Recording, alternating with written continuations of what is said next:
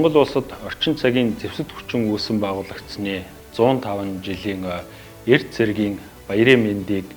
нийт зэвсэг хүчинд алба хааж байсан бие бүрэлдэхүүн болон одоо албаа нэр төртэй хааж байгаа нийт бие бүрэлдэхүүндээ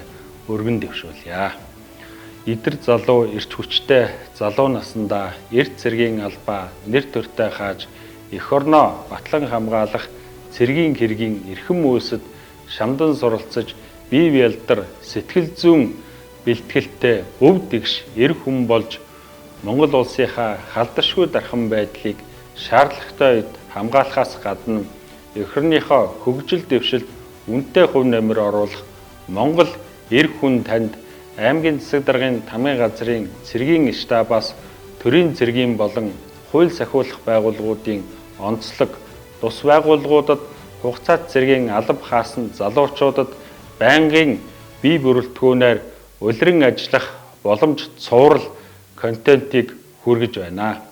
Эд ажиллах эрч хүчин дээрээ яваа эрхэм залуус та бүхэн цэргийн алба хааснараа төрийн албанд ажиллах үе таалагч нь нээлттэй болохоос гадна төрийн цэргийн болон хууль сахиулах байгууллагуудад ахлагч болон офицерын албанд Монгол улсынхаа хэрэгцээт газар ажиллах боломжтой болж байгаа юм а.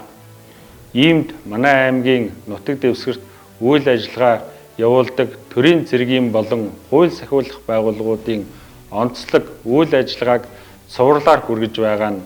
цэргийн албаа хаах гэж байгаа хаасан та бүхэнд цуврал контентоос дээрх байгууллагуудын үйл ажиллагаатай танилцсан офицер ахлагчдын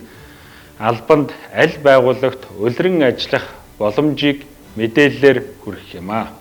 Эрхэм дүү нар хаана ямар газар анги байгууллагад ажиллах хүсэлтэй байна таны сонголт тул нээлттэй танд үлдээж байна.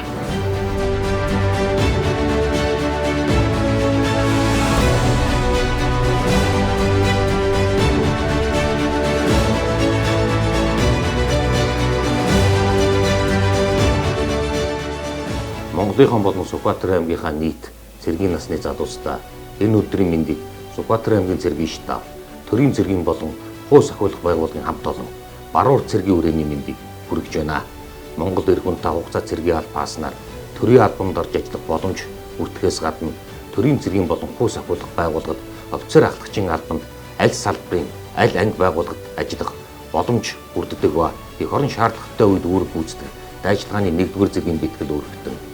Орон нутгийн цэрэг, цэргийн алба хаагаагүй залуучууд 2-р зэргийн бэлтгэл үүрэгтэн буюу орон нутгийн хамгаалтын томдгоод нэгжид даалгаварчдаг гэдгийг энэ ташрамд дурдахыг хүсэж байна. Ахлагчийн албанд орж ажиллахад бүрэн дунд офицерын албанд дээд боловсрол эзэмсэн шаардлага тавигдахаас гадна иргэн та офицер ахлагчийн албанд ямар их дээд сургууль коллеж төгснөөс шалтгаалan аль салбарын анги байгууллагад ямар албан тушаалд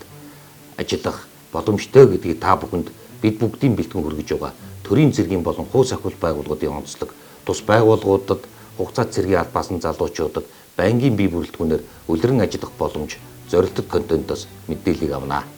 Иргэн та офицер ахлагчийн албанд улиран ажилласнаар нийгмийн асуудал тань шийдэгдэн байнгын ажлын байр бүх төрлийн хангалтаар хангагдан ажиллаж байгаа тухайн албан тушаалынхаа дагуу дотоод гадаадын шат дараасан сургалт дамжаа дараагийн шатны сургууль суралцах үйл таалга нээлттэй байна. Цэргийн алба хаасан залуус маань офицер ахлагчийн албанд ажиллаж эцэг өвгдөөс заяасан Монгол улсынхаа туурах тусгаар аюулгүй байдгийн төлөө энхийн манаанд мөр зэрэгцэн ажиллах боломжтой болж байгаа юм а. Эрхэм та аль салбарын анги байгууллагад улиран ажиллах сонголтоо хийсэн бол та бүхэнд бид бүгдийн хүргэсэн сурал контентын гол утга учир оршиж байгаа юм. Таны сонгосон сонголт Монгол улсын үндэсний аюулгүй байдал туурах тусгаар байдалд оруулж байгаа үнэтэй том өв нэмэр юм а. Монгол цэргийн босоо цагаан эмэр та бүгдийг үеийн үе бий болгоё.